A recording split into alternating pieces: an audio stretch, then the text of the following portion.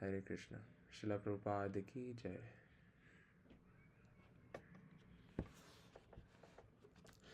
Hare Krishna everyone, welcome back to another Bhagavad Gita session, and from this session we'll be continuing with 4th chapter, first shloka. All the devotees here are welcome, all the devotees who are watching later are welcome. Srila Prabhupada की जय, भगवद गीता महाज्ञान की जय, श्री कृष्ण राधा की जय।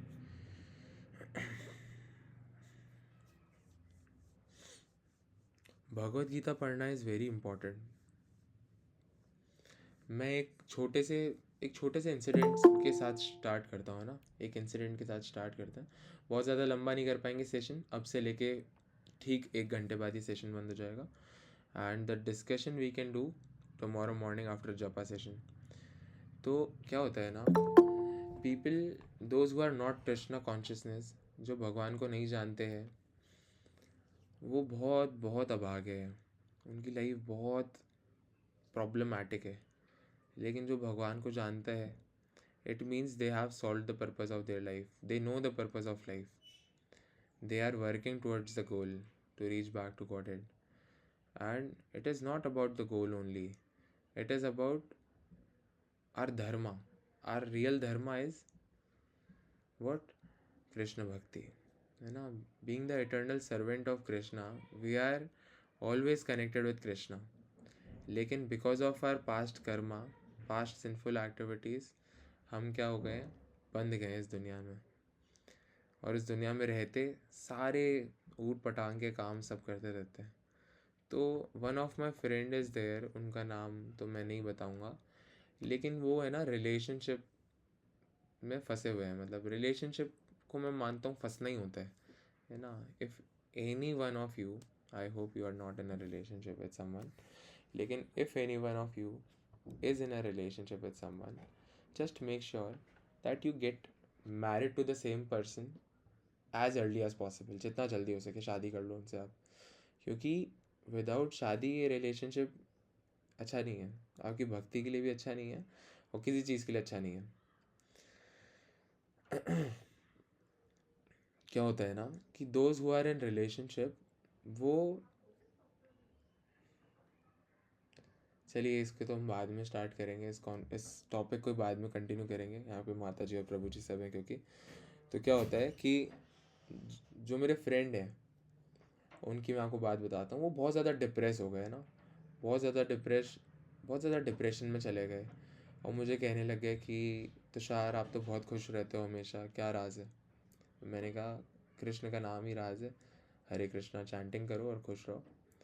तो उन्होंने कहा कि अरे नहीं नहीं, कुछ एक्चुअल बताओ, मतलब जो सच में काम करता हो। मैंने कहा अरे सच है, ये सच नहीं लग रहा आपको। लोग भगवान को मानते हैं अरे भगवान को जानना अपने आप में बहुत मुश्किल है। तो जो भी हम हमारे मेंटल स्पेकुलेशन से, हमारे मन की धारणाओं से एक कंक्लूजन पर आ जाते हैं ना, दैट इज़ ऑलवेज रॉन्ग।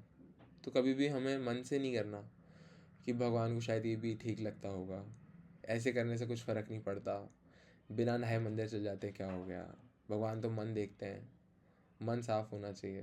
वो बकवास की बात है। हमें हमेशा वही करना चाहिए जो हमें इंस्ट्रक्टेड हो, है ना, from Bhagavad Gita, from scriptures, from Gurbani. You can understand, learn a lot of things. बहुत सारी चीज़ें हम लर्न कर सकते हैं ना। लेकिन वो उनका क्या, जिनकी लाइफ में कोई गुरु ही नहीं है। तो है ना, यहाँ पे मैं थोड़ा इस तरफ भी इशारा कर रहा हूँ कि आपको प्रीचिंग कैसे करना चाहिए। आप सोचते होंगे कि कोई व्यक्ति है, उसको, उसके पास भगवान की भक्ति नहीं है, तो उसको हम भगवान की भक्ति कैसे दे सकते हैं। तो हम तो भगवान की भक्ति नहीं दे सकते।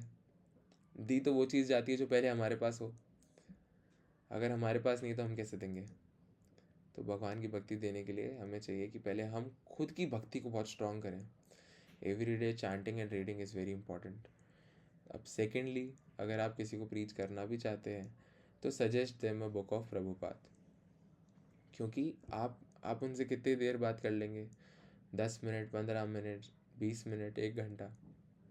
आप एक बुक सजेस्ट करोगे तो वो 2, 3, 4 घंटे, 5 घंटे, 6 घंटे और कुछ पीरियड्स में थोड़ा पीरियड पढ़ के फिर ब्रेक, फिर थोड़ा पढ़ा, उनसे बुक कंप्लीट करवाइए कि कोई उनसे कहिए परफेक्ट क्वेश्चन परफेक्ट आंसर पढ़ लीजिए, on the way to Krishna पढ़ लीजिए। अगर वो व्यक्ति बुक पढ़ लेगा ना तो उनको बहुत बहुत भक्ति मिल जाएगी भगवान की एकमात्र बुक पढ़ने से। Now my journey started with a book only. I started reading the journey of self discovery, है ना। 4 साल पहले मैंने ये बुक पढ़ी थी, the journey of self discovery. You can find this book on Vedabase. तो vedabase.com एक वेबसाइट है जहाँ पर आपको ये बुक मिल जाएगी। तो एक बुक दे के आप बेस्ट प्रीचिंग कर सकते हो। और उनको ये मत बताइए कि भगवान के नाम की चांटिंग से क्या होता है, हम भगवान से एसोसिएट करते हैं। किसी को नहीं करना भगवान से एसोसिएट, किसी को भगवान से नहीं जोड़ना। ये बहुत कटु सच है इस एज का, कलयुग का। अभी मैं एक लेक्चर देख रहा था कुछ टाइम पहले, उसमें कलयुग के बारे में बता रहे थे कि कलयुग कितना, आपको पता है पहले के टाइम पे है ना,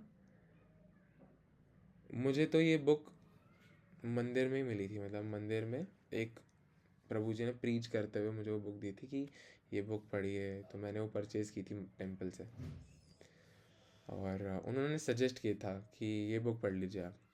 तब मुझे रीडिंग करने का ऐसा मन था कि फ़ोन चलाने से अच्छा रीडिंग कर लो, बेटर कुछ समझ आएगा। तो वो भगवान ने ऐसा इस तरह से भक्ति भेजी है। तो क्या होता है ना कि मैं क्या कह रहा था, हाँ, कलयुग की पता है सबसे बड़ी प्रॉब्लम क्या है कि book is very important. Why book is very important? Because हमारा जो बुद्धि है ना, जो हमारा स्मरण शक्ति है, याद करने की शक्ति, वो बहुत कम है। पहले इस तरीके से बुक नहीं होती थी, केवल नॉलेज पास ऑन होती थी और उनको याद हो जाता था सब। वेदों की नॉलेज मुंह से बोल के या फिर मन से ही पास हो जाती थी। तो ये बुक कब से स्टार्ट हुई, बुक लिखना, किसी को पता है? बुक लिखना और सब कब से स्टार्ट हुआ? इस कलयुग से ही स्टार्ट हुआ है ना।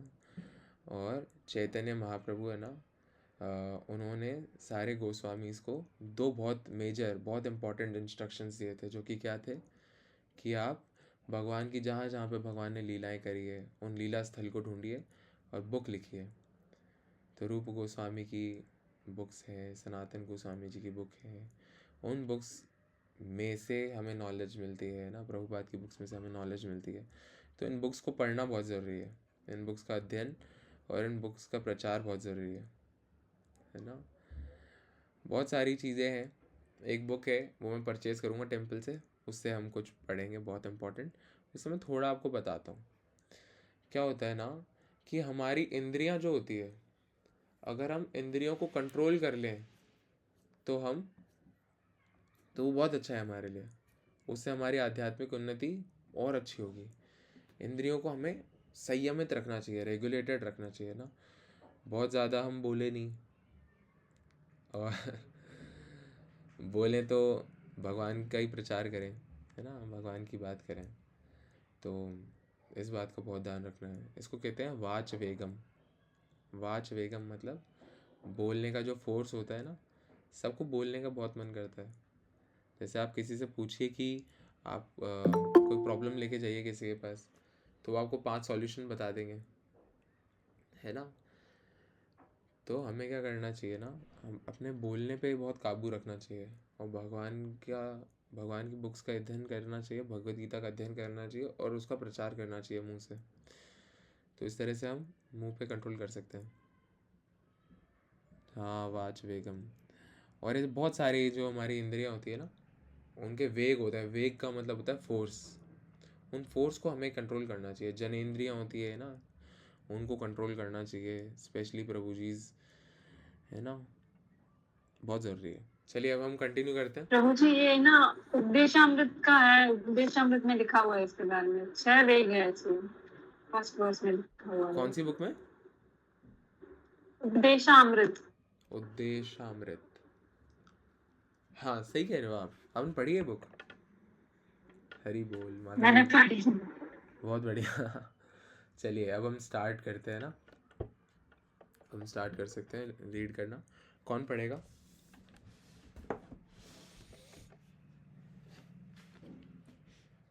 चलिए मैं पढ़ता हूँ, फर्स्ट श्लोक है ना, देन आप भी ज्वाइन करिए, सब सब मिलके पढ़ेंगे। सब है तो सही ना यहाँ पे प्रेजेंट?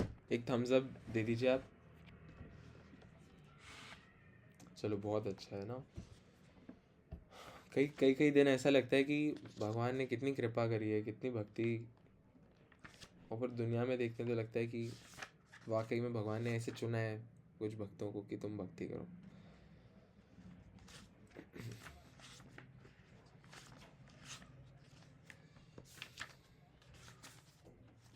चलिए मैं पढ़ता हूँ, है ना।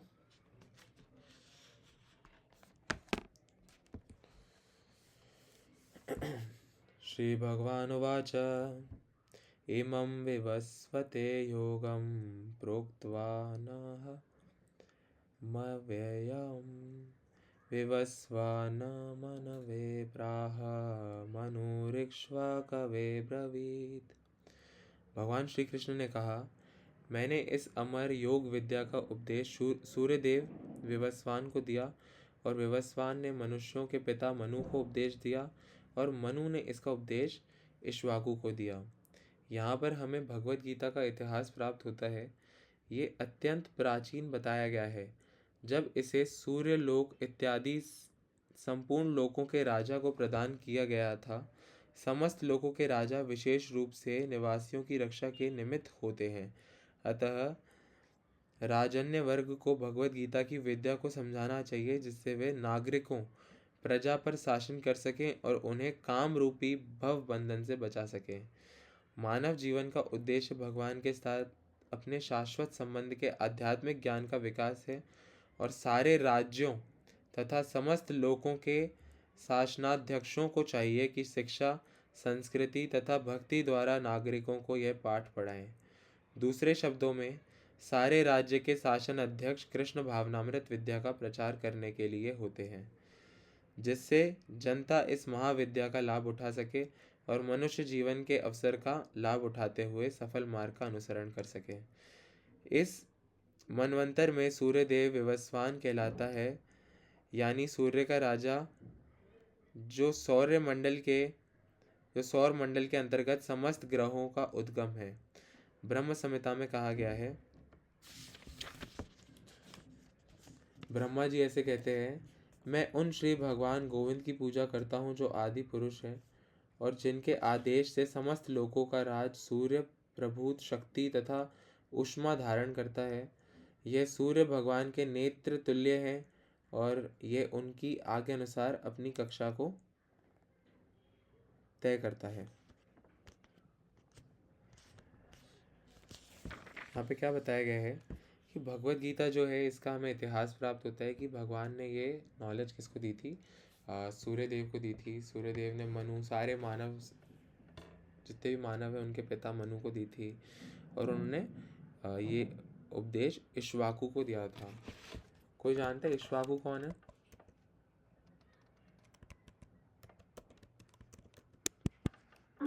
प्रभु जी, मुझे लगता है किंग ऑफ मैन काइंड, ऐसे कोई देश है।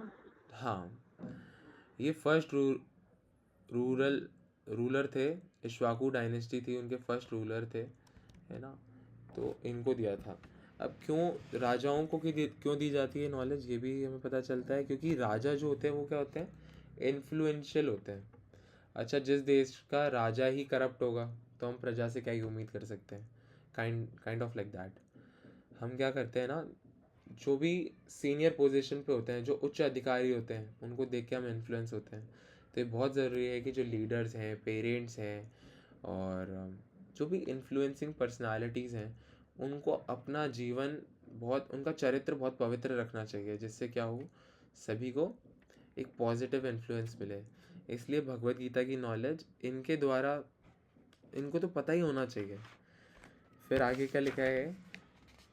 ब्रह्मा जी ऐसे कहते हैं, मैं उन श्री भगवान गोविंद की पूजा करता हूँ जो आदि पुरुष हैं, और जिनके आदेश से समस्त लोकों का राजा सूर्य प्रभूत शक्ति तथा ऊष्मा धारण करता है। ये सूर्य भगवान के नेत्र तुल्य हैं, और ये उनकी आज्ञा अनुसार अपनी कक्षा को तय करता है। सूर्य सभी लोकों का राजा है। सूर्यदेव कौन है? विवस्वान। सूर्य ग्रह पर शासन करते हैं। जो ऊष्मा तथा प्रकाश प्रदान करके अन्य समस्त लोगों को अपने नियंत्रण में रखते हैं। सूर्य कृष्ण के आदेश पर घूमता है और भगवान कृष्ण ने विवस्वान को भगवत गीता की विद्या समझाने के लिए अपना पहला शिष्य चुना। तो यहाँ से हमें पता चलता है भगवत गीता को सुनने वाले पहले शिष्य कौन है? सूर्य भगवान है। अतः गीता किसी मामूली संसारिक विद्यार्थी के लिए कोई काल्पनिक भाष्य नहीं। इससे क्या पता चलता है कि गीता किसी मामूली सांसारिक विद्यार्थी के लिए कोई काल्पनिक भाष्य नहीं है। दिस इज नॉट इमेजिनेशन, लेकिन क्या है, ज्ञान का मानक ग्रंथ है जो अनंत काल से चला आ रहा है, कई सालों से चला आ रहा है। हमें गीता का इतिहास इस रूप में प्राप्त होता है। त्रेता युग के आदि में विवस्वान ने परमेश्वर संबंधी इस विज्ञान का उपदेश मनु को दिया और मनुष्यों के जनक मनु ने इसे अपने पुत्र इक्ष्वाकु को दिया। इक्ष्वाकु इस पृथ्वी के शासक थे और उस रघुकुल के पूर्वज थे जिसमें भगवान श्री राम ने अवतार लिया। इससे प्रमाणित होता है कि मानव समाज में महाराज इक्ष्वाकु के काल से ही भगवत गीता विद्यमान थी। इस समय कलयुग के केवल 5,000 वर्ष व्यतीत हुए हैं, जबकि इसकी पूर्ण आयु 4,32,000 वर्ष है। तो देखिए कलयुग जो है ना वो बहुत लंबा है। अभी तो 5,000 साल हुए हैं कलयुग को। आप देखिए अभी भी कितनी ज़्यादा प्रॉब्लम्स है। अगर हम इसको इस तरह से सोचें कि अभी 5,000 साल हुए हैं और 4,32,000 साल का कंप्लीट ये युग है, तो 5,000 साल में भी कितनी प्रॉब्लम्स आ गई है। In this age of Kali Yuga, people don't have space to sleep, people don't have blankets to cover themselves, don't have food to eat, people are dying because of hunger, people are starving, है ना। बहुत बहुत बहुत बहुत problems है इस युग में। नई नई तरह की बीमारियां आ रही है, लोग उन बीमारियों से जूझ रहे हैं, है ना। आयु छोटी हो गई है। पहले हमारे जो दादा परदादा थे वो 100 साल तक जी जाते थे, लेकिन अब 70 साल तक भी जीना बहुत डिफ़िकल्ट लगता है। तो ऐसी कम आयु में ये जानना बहुत ज़रूरी है कि to complete the purpose of life we have very less time. बहुत कम टाइम है हमारे पास। ऐसे होता है ना कि सपोज़ आप एक एग्ज़ामिनेशन में है, एग्ज़ामिनेशन का जो ड्यूरेशन है दैट इज़ 3 आवर्स, और एक टीचर ने आपको बोला complete this in 1 hour, I will take the paper in 1 hour. 1 घंटे में कर लो, 1 घंटे में पेपर ले लूँगी मैं, और उसके बाद लिखने को नहीं मिलेगा। तो you have to complete the examination, write the answers within 1 hour. It is like that. तो इसी के लिए देखिए हम बहुत फॉर्चुनेट भी हैं साथ ही साथ, है ना। इस कलयुग में जन्म लेने में एक अच्छी बात यह है कि केवल भगवान का नाम, जैसे हम कहते हैं ना, हम नाम जप करते हैं, 50 महीने पढ़ रहे हैं, सही बात है। देखिए 50, this is just a number. No one knows, who knows that I will be there after 1 second और नॉट। हु नोज कि कब किसको हार्ट अटैक आ जाए, हु नोज कि कब मेटियोर गिर जाए, हु नोज, कोई नहीं जानता। तो इट इज़ वेरी इंपॉर्टेंट, जब भी आपको भगवान की भक्ति मिले you should just grab the opportunity. मुझे मिल गई भगवान की भक्ति। अब जो भी समझदार व्यक्ति होगा, ऐसे कहा जाता है भगवत गीता समझना आसान नहीं है। कई लोगों को आपने कहते सुना होगा कि ये इसने लाइफ में फेल हो गया इसलिए भक्ति करने लग गया, इसने ऐसा, इसको कुछ नहीं आता तो ये भक्ति करता है। बल्कि जो भक्ति करता है ना उसको ऑलरेडी सब कुछ आता है, वो सब कुछ कर चुका है अपनी लाइफ में। मतलब भक्ति is the highest perfection of this living entity, you know, that is the primary goal, है ना। भगवान की devotional service is primary, everything else is secondary. अगर कोई व्यक्ति कुछ भी नहीं कमाता है ना, अगर वो भीख मांग के भी खाता है, लेकिन अगर वो जब करता है तो वो बहुत रिस्पेक्टेबल पर्सन है, because he is the devotee of Shri Krishna. तो ये बात हमें समझनी चाहिए। आगे ये लिखा है कि इसके पूर्व द्वापर युग में 8 लाख वर्ष थे, और इसके भी पूर्व त्रेता युग में 12 लाख वर्ष थे। इस प्रकार लगभग 20,05,000 वर्ष पूर्व मनु ने अपने शिष्य तथा पुत्र इक्ष्वाकु से, जो इस पृथ्वी के राजा थे, श्रीमद् भगवद गीता कही। तो कहाँ कहाँ से चली आ रही है knowledge? This is not NCERT, this is not CBSE, way beyond that, है ना। बहुत साल पहले, कितने साल पहले देखो यहाँ पे, है ना, आ रहे 20,05,000 20,05,000 ईयर्स पहले से नॉलेज चली आ रही है।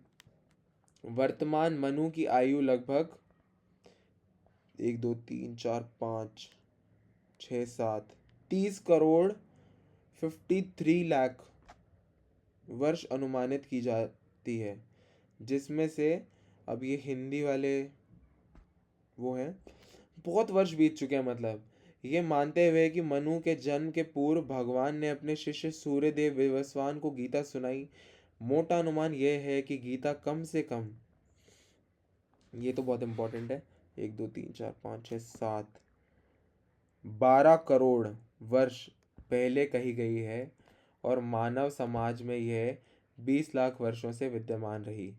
इसे भगवान ने लगभग 5,000 वर्ष पूर्व अर्जुन से पुनः कहा। गीता के अनुसार ही तथा इसके वक्ता भगवान कृष्ण के कथन के अनुसार यह गीता के इतिहास का मोटा अनुमान है।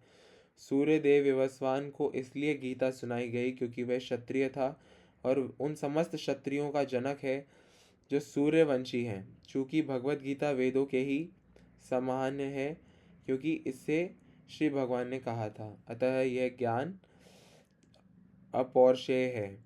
चूँकि वैदिक आदेशों को यथारूप में बिना किसी मानवीय विवेचना के स्वीकार किया जाता है, फलतः गीता को भी किसी सांसारिक विवेचना के बिना स्वीकार किया जाना चाहिए। संसारी तार्किक जन अपनी अपनी विधि से गीता के विषय में चिंतन कर सकते हैं, किंतु यह यथारूप भगवत गीता नहीं है। अतः भगवत गीता को गुरु परंपरा से यथारूप में ग्रहण करना चाहिए। यहाँ पर यह वर्णन हुआ है कि भगवान ने इसे सूर्यदेव से कहा, सूर्यदेव ने अपने पुत्र मनु से और मनु ने अपने पुत्र इक्ष्वाकु से। तो इसी तरीके से ये नॉलेज विदाउट मॉडिफिकेशन, बिना अपने इंटरप्रिटेशन के, इसी तरीके से as it is carry forward होना चाहिए, तभी ये नॉलेज हमें अपलिफ्ट करेगी अपनी स्पिरिचुअलिटी में, है ना। हमारे दो तरह के ग्रोथ होते हैं ना, one is horizontal growth and one is vertical growth. क्या होता है कि being living in this material world we can grow horizontally. हम अंबानी बन सकते हैं, हम मोदी बन सकते हैं। वही मोदी चाय वाले थे, तो देखिए हॉरिजॉन्टल ग्रोथ है, सब इस मटेरियल वर्ल्ड में हो रहा है ना। लेकिन वर्टिकल ग्रोथ का क्या मतलब है कि upon leaving this body my soul will not take birth again in the same planet, it will be elevated to some higher planetary system और the abode of Krishna Goloka Dham. तो दिस इज वर्टिकल ग्रोथ, और vertical growth is very important. One should think that there is something vertical also, क्योंकि हमारा ध्यान तो सारा माया देवी जो है हॉरिजॉन्टल लेवल पे बहुत प्रभावी है, उसी में लगा रहता है। तो इसलिए बहुत ज़रूरी है जानना कि vertical growth is there, is something. चलिए नेक्स्ट श्लोक पढ़ते हैं। सब है तो सही ना यहाँ पे? हरे कृष्णा। ओके, सबके थम्स अप आ रहे हैं, बहुत अच्छी बात है। Very few people have joined, लेकिन कोई बात नहीं, आज बहुत अच्छा कीर्तन था, तो वो वर्थ है, सब वर्थ है उसके लिए। I will upload on story, है ना, आप देख सकते हैं वहाँ पे। कौन पढ़ेगा? हरे कृष्णा। पूजा माता जी पढ़िए। हरे कृष्णा। हरे कृष्णा। एवं परंपरा प्राप्तं मिमां राजर्षयो विदूयः सकाले नेह महता योगो नष्टः परं तप। हरे कृष्ण। हरे कृष्णा। इस प्रकार ये परम विज्ञान गुरु परंपरा द्वारा प्राप्त किया गया और राजर्षियों को राजर्षियों ने इसी विधि से इसे समझा, किंतु कालक्रम में ये परंपरा छिन्न हो गई, अतः यह विज्ञान यथारूप में लुप्त हो गया लगता है। यहाँ स्पष्ट कहा गया है कि गीता विशेष रूप से राजर्षियों के लिए थी, क्योंकि वे इसका उपयोग प्रजा के ऊपर शासन करने में करते थे। निश्चय ही भगवत गीता कभी भी आसुरी पुरुषों के लिए नहीं थी, जिनसे किसी को भी इसका लाभ न मिलता, और जो अपनी अपनी सनक के अनुसार विभिन्न प्रकार की विवेचना करते। विवेचना का क्या अर्थ है यहाँ पे? कि अपनी इंटरप्रिटेशन लगा देते। तो कई सारे लोग ऐसा कहते हैं कि, जैसे मैं कुछ दिनों पहले मेरे खुद के एक्सपीरियंस से ही बताता हूँ। एक व्यक्ति, एक है मेरे कलीग हैं ऑफिस में, मैंने उनसे कहा कि भगवान भगवान के नाम की चैंटिंग करने से आपका स्ट्रेस कम हो जाएगा, है ना। मतलब वो बहुत डिप्रेस्ड हो रहे थे, तो उन्होंने कहा कि मैं भगवान को अपना दोस्त ही मानता हूँ, भगवान मेरे दोस्त ही हैं, मैं तो कोई स्पेशल नहीं मानता भगवान को, दोस्त है वो मेरे। लेकिन अभी मेरे को इसकी ज़रूरत नहीं है, समझ रहे हो आप। तो those who don't know Bhagavad Gita, they think कि अभी अभी तो मेरे को इसकी ज़रूरत नहीं है, अभी तो मेरे को कुछ और चाहिए।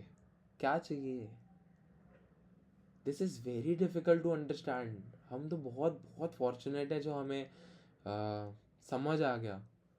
Living in this material world it is very rare, बहुत दुर्लभ है भगवत गीता पढ़ना, उसको जानना, बहुत बहुत बहुत। तो हमेशा है ना, we should be very sincere. क्या होता है, हमेशा ग्रेटफुल रहना चाहिए हमें प्रभुपाद के लिए और इस नॉलेज के लिए, इन बुक्स के लिए, चैतन्य महाप्रभु के लिए, भगवान के लिए। भगवान ने फिर से अवतार लिया, है ना, भक्त रूप में अवतार लिया और भक्ति सिखा के गए। तो हमें बहुत ग्रेटफुल रहना चाहिए इस बात के लिए। We are very fortunate. आप सोचिए, जिस तरह से दुनिया चल रही है, लोग पता नहीं क्या क्या कर रहे हैं, उसमें आगे जाके आपको लगता है, अब क्या होता है आपको पता है, ऐसा लगता है कभी कभार मैं ही प्रजल्पा करने लग जाता हूँ, लेकिन इट इज़ वेरी रिलेटेड, है ना, related to this discussion only. क्या होता है कि मैं ना किसी को जानता हूँ, और उनके जो बच्चे हैं ना, वो उनको मैंने कहा कि है ना, सुबह हम 7 बजे मिलते हैं ऐसा, और 7 बजे कहीं चलते हैं। 7 बजे कौन उठता है? और उसकी मम्मी एग्री कर रही है उस बच्चे के साथ कि 7 बजे कैसे उठ सकता है कोई? 7 बजे उठना इतना डिफिकल्ट है क्या? क्योंकि पेरेंट्स, लीडर्स और जो इन्फ्लुएंसिंग लोग हैं, सब गलत काम कर रहे हैं, है ना। एक्टर्स, सिनेमा, सब कुछ गलत गलत प्रचार हो रहा है, तो लोगों को गलत ही सही लगता है। अब जैसे आज क्या हुआ, हम जा रहे थे कहीं पे, अब आपको कहीं पे भी जाओगे ना, आपको लगेगा, जब आप किसी डिवोटी से नहीं मिलोगे ना, आपको लगेगा कि दुनिया कैसी है। कि मैं जा रहा था आज राधा रमन जी, यहाँ पे जयपुर में भी राधा रमन जी हैं, राधा रमन लाल की जय। तो जाते जाते क्या हुआ कि लाइट पे ही एक प्रभु जी ऐसे थूक रहे थे, है ना, नीचे रोड पे। मैंने कहा कि ये क्या कर रहे हो आप, ये सही बात है क्या? तो बोलते हैं कि आप सबको बोलते हो क्या? मैंने कहा अभी तो आप दिख रहे हो इसलिए आपको कह रहा हूँ। कहते अरे जाओ यार, ज्ञान मत दो, सुबह सुबह ज्ञान दे रहे हो। कितना, कैसा पथेटिक सिचुएशन है दुनिया की। चलिए, तो ये बहुत ज़रूरी है ना कि हम खुद पहले स्थिर हो जाए ना भक्ति में, तो हम आगे अच्छे से प्रचार कर पाएंगे। तो हमें बहुत सिंसियर भक्ति करनी चाहिए, बहुत सिंसियर चैंटिंग करना चाहिए। देखिए, अतः जैसे ही असाधु भाष्यकारों के निहित स्वार्थों से गीता का मूल उद्देश्य उच्छिन्न हुआ, वैसे ही पुनः गुरु परंपरा स्थापित करने के लिए आवश्यकता प्रतीत हुई। 5000 वर्ष पूर्व भगवान ने स्वयं देखा कि गुरु परंपरा टूट चुकी है, अतः उन्होंने घोषित किया कि गीता का उद्देश्य नष्ट हो चुका है। इसी प्रकार इस समय गीता के इतने संस्करण उपलब्ध हैं कि उनमें से प्राय सभी प्रामाणिक गुरु परंपरा के अनुसार नहीं हैं। विभिन्न संसारी विद्वानों ने गीता की असंख्य टीकाएं की है, किंतु वे प्राय सभी श्री कृष्ण को स्वीकार नहीं करते, यद्यपि वे कृष्ण के नाम पर अच्छा व्यापार चलाते हैं। कई सारे पब्लिशर्स हैं भगवत गीता के, जो भगवत गीता की नॉलेज को मॉडिफाई कर करके पब्लिश करते हैं और उसके थ्रू अपना बिजनेस ग्रोथ कर रहे हैं, लेकिन भगवान में नहीं मानते। आप सोचो कैसी सिचुएशन आ गई है ना। इसमें ये बताया है ये आसुरी प्रवृत्ति है, क्योंकि असुरगण ईश्वर में विश्वास नहीं करते, वे केवल परमेश्वर के गुणों का लाभ उठाते हैं। अतएव अंग्रेजी में गीता के एक संस्करण की नितांत आवश्यकता थी। जो परंपरा गुरु परंपरा से प्राप्त हो, प्रस्तुत प्रयास इसी आवश्यकता की पूर्ति के उद्देश्य से किया गया है। भगवत गीता यथारूप मानवता के लिए महान वरदान है, किंतु यदि इसे मानसिक चिंतन समझा जाए तो ये समय का अपव्यय होगा, मतलब टाइम वेस्ट करना होगा। अगर इसको अपने मेंटल इंटरप्रिटेशन से, अपने खुद के इंटरप्रिटेशन से समझने की कोशिश करें, अपनी धारणाएं इसमें लगा दें, तो ठीक नहीं है। लेकिन फेथफुली, सिंसियरली, पेशेंस के साथ अगर हम समझने की कोशिश करें, साथ ही साथ केवल समझना नहीं, ज्ञान विज्ञान, समझना theoretical knowledge and विज्ञान means practical implementation of chanting and reading every day. Okay, तो हमें पता चलेगा। तो भगवान ने ये नीड देखी आज से 5000 साल पहले कुरुक्षेत्र में। भगवान ने ये बात खुद कही कि ये जो गुरु परंपरा है ना, ये टूट चुकी है, इसलिए उन्होंने ये नॉलेज स्वयं अर्जुन को दी। नेक्स्ट श्लोक की तरफ चलते हैं।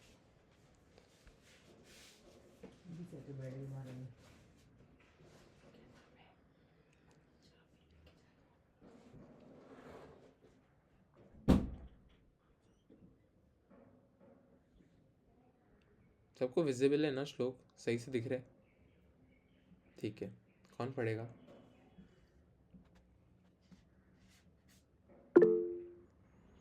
मोना जी पढ़िए। हरे कृष्ण गुरु जी। हरे कृष्ण।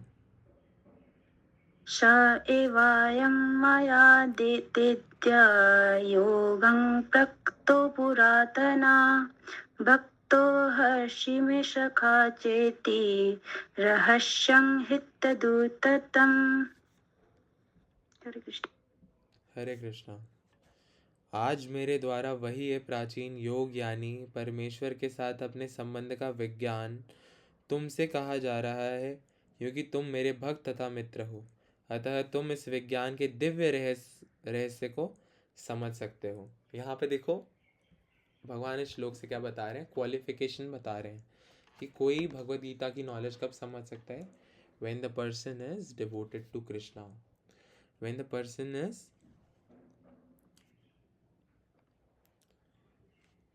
इन क्यूरियोसिटी, है ना, जो भी जिज्ञासा रखता है, भगवान में विश्वास रखता है, वो भगवद गीता को जान सकता है।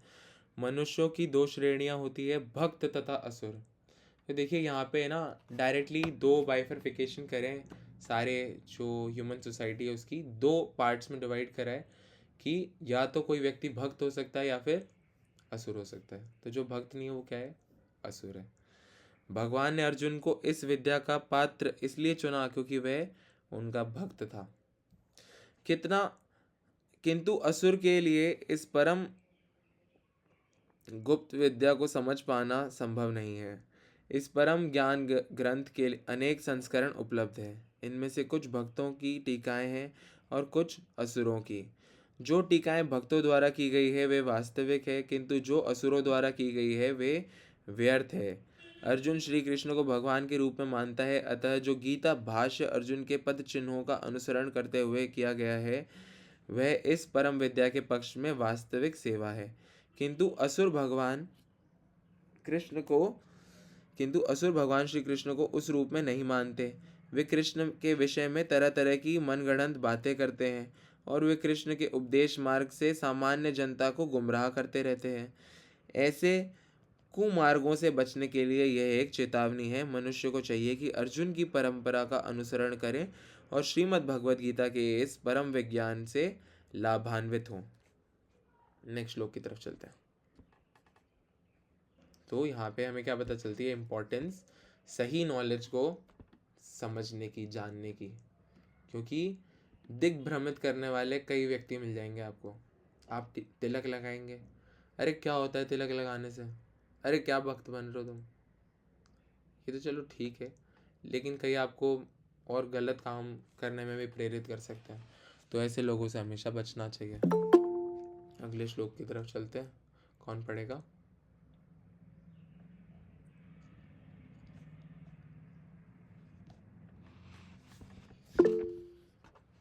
हरे कृष्णा। अविरूप पढ़िए। हरे कृष्णा। हरे कृष्णा।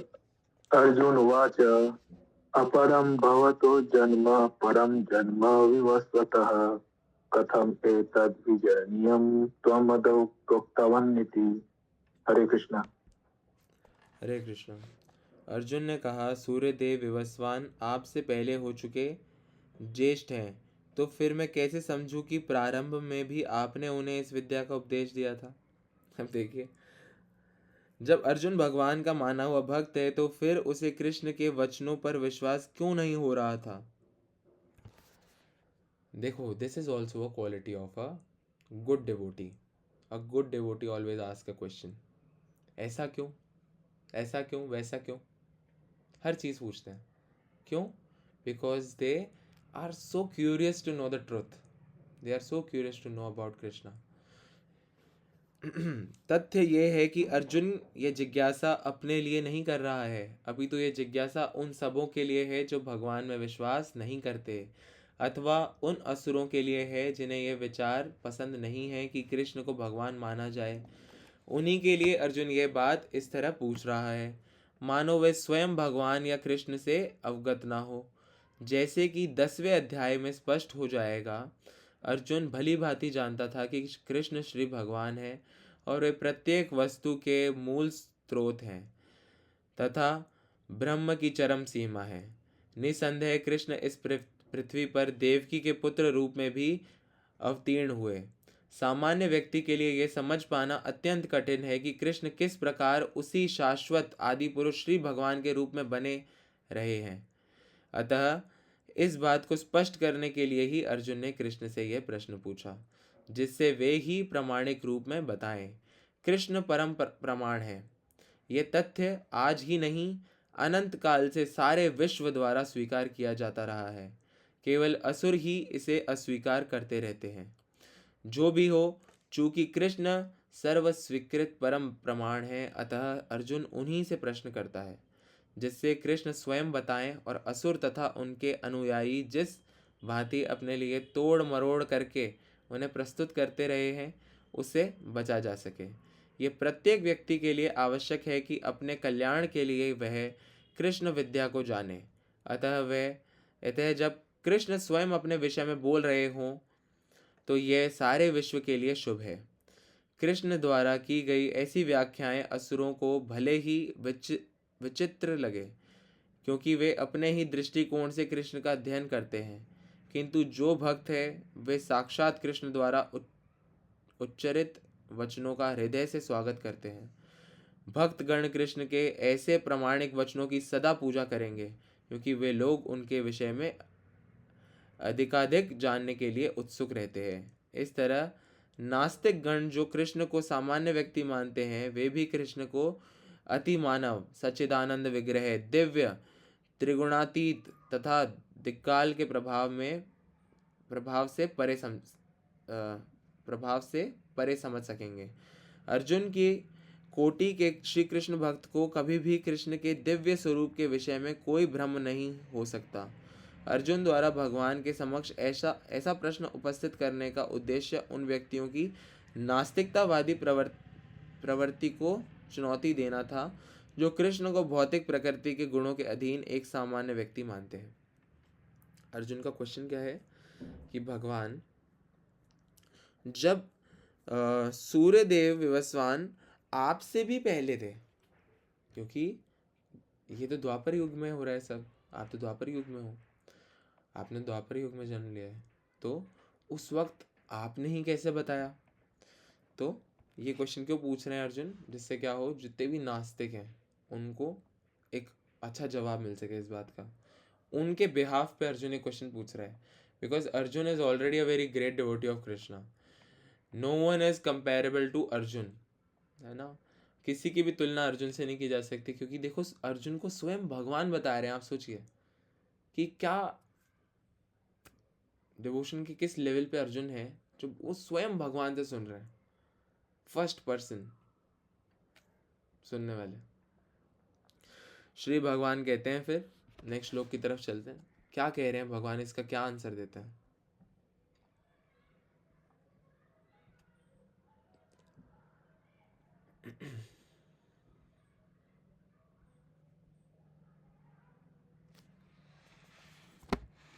श्री भगवान उवाच बहुनी मे व्यतीतानि जन्मानि तव चार्जुन तान्यहं वेद सर्वाणि न त्वं वेत्तत् परन्तप। ऐसे कह रहे हैं भगवान। श्री भगवान ने कहा, तुम्हारे तथा मेरे अनेकानेक जन्म हो चुके हैं, मुझे तो उन सबका स्मरण है, किंतु हे परंतप तुम्हें उनका स्मरण नहीं रह सकता। भगवान क्या कहते हैं, तुम्हारे और मेरे कई जन्म हो चुके हैं, लेकिन मेरे को तो उन सब सारी याद है, मुझे तुम्हें नहीं याद रह सकते। ब्रह्म संहिता में हमें भगवान के अनेक अवतारों की सूचना प्राप्त होती है।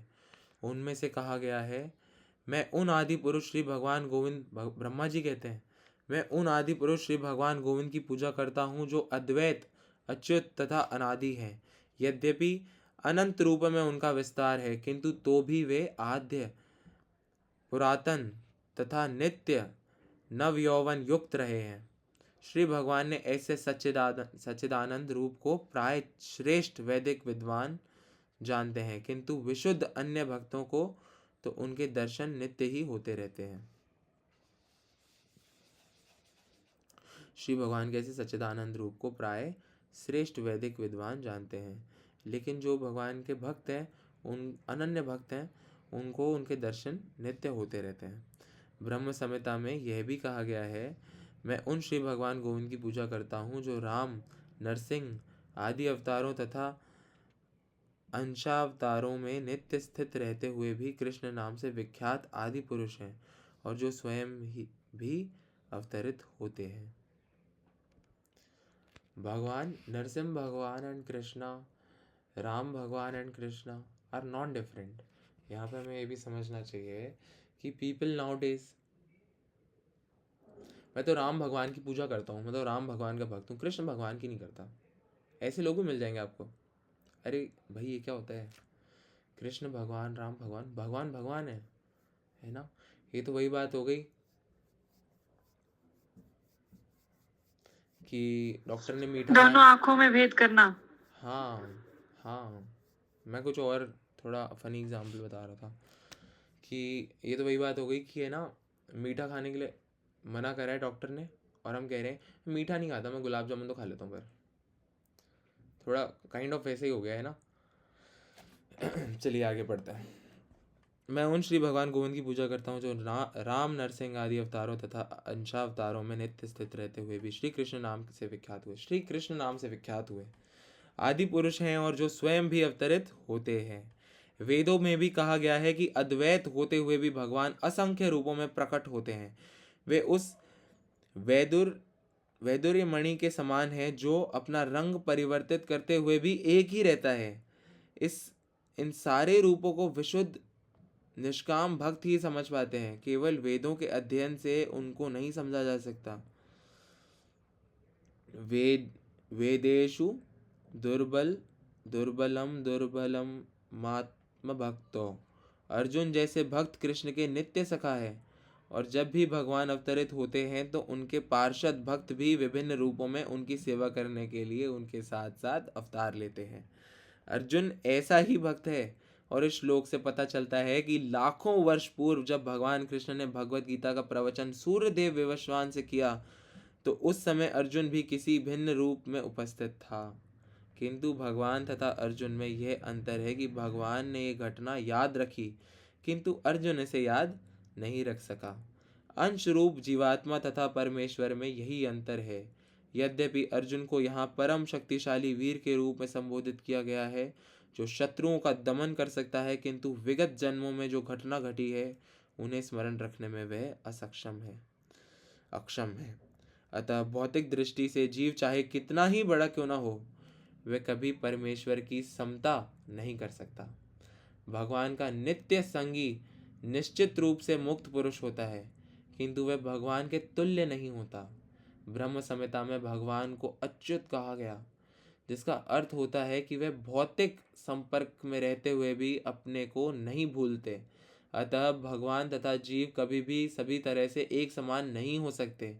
भले ही जीव अर्जुन के समान मुक्त पुरुष क्यों न हो, यद्यपि अर्जुन भगवान का भक्त है, किंतु कभी कभी वह भी भगवान की प्रकृति को भूल जाता है।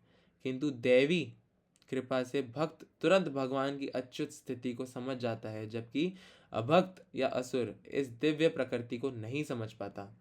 फलस्वरूप गीता के विवरण आसुरी मस्तिष्कों में नहीं चढ़ पाते। कृष्ण को लाखों वर्ष पूर्व संपन्न कार्यों की स्मृति बनी हुई है। कृष्ण को लाखों वर्ष पूर्व संपन्न कार्यों की स्मृति बनी हुई है। जो कई लाखों वर्ष पूर्व हुआ है ना, उसकी भी याद है, भगवान को सब याद है, किंतु अर्जुन को स्मरण नहीं है। यद्यपि अर्जुन तथा कृष्ण दोनों ही शाश्वत स्वभाव के हैं। यहाँ पर हमें यह भी देखने को मिलता है कि शरीर परिवर्तन के साथ साथ जीवात्मा सब कुछ भूल जाता है, किंतु कृष्ण सब स्मरण रखते हैं, क्योंकि वे अपने सच्चिदानंद शरीर को बदलते नहीं। वे अद्वैत हैं, जिसका अर्थ है कि उनके शरीर तथा उनकी आत्मा में कोई अंतर नहीं है। उनसे संबंधित हर वस्तु आत्मा है, जबकि बद्ध जीव अपने शरीर में भिन्न होता है। चूँकि भगवान के शरीर तथा आत्मा अभिन्न है, अतः उनकी स्थिति तब भी सामान्य जीव से भिन्न बनी रहती है जब वे भौतिक स्तर पर अवतार लेते हैं। असुरगण भगवान की इस दिव्य प्रकृति से तालमेल नहीं बैठा पाते, जिसकी व्याख्या अगले श्लोक में भगवान स्वयं करते हैं। बहुत बहुत वंडरफुल श्लोक है, बहुत वंडरफुल तात्पर्य है। भगवान का शरीर और भगवान की आत्मा में कोई डिफरेंस नहीं होता, लेकिन हमारे शरीर और हमारी आत्मा भिन्न होती है। हमारी आत्मा इस शरीर में रहते हुए शरीर से भिन्न होती है, इस मटेरियल बॉडी को बिलोंग नहीं करती। भगवान यहाँ पर ये बताते हैं अर्जुन को कि जो भी पहले हुआ था तुम भूल गए, लेकिन मैं नहीं भूला। क्यों? क्योंकि भगवान है वो। और अर्जुन क्यों भूल गया? भगवान का परम भक्त होते हुए भी अर्जुन इसलिए भूल गया क्योंकि वो एक जीवात्मा है। यही फ़र्क है भगवान में और उनके बच्चों में। तो हमें जानना चाहिए, हम कितनी भी भक्ति कर लें, भगवान भगवान ही रहेंगे, है ना। और भगवान एक ही रहेंगे और हम भगवान से एक भक्त रूप में जुड़े रह सकते हैं, लेकिन भगवान नहीं बन सकते। कई व्यक्ति होते हैं जिनको भक्ति का गुरूर आ जाता है, भक्ति का ही घमंड आ जाता है कि हम भक्ति खूब करते हैं, हम ही अब कुछ बन गए। ऐसा नहीं है। हम जिनकी भक्ति करते हैं उनके कारण प्रसिद्धि है, उनके कारण है, जो भी है उनके कारण से है ना। सर्व कारण कारणम, भगवान सभी कारणों के कारण है और भगवान सब याद भी रखते हैं। तो कभी ये मत सोचना कि कुछ भूल जाते हैं। तो हमेशा हमें भगवान की भक्ति करनी चाहिए, है ना। हमेशा भगवान से जुड़े रहना चाहिए, भगवान को और जानने की चेष्टा करनी चाहिए। नेक्स्ट श्लोक की तरफ बढ़ते हैं। हरे कृष्णा।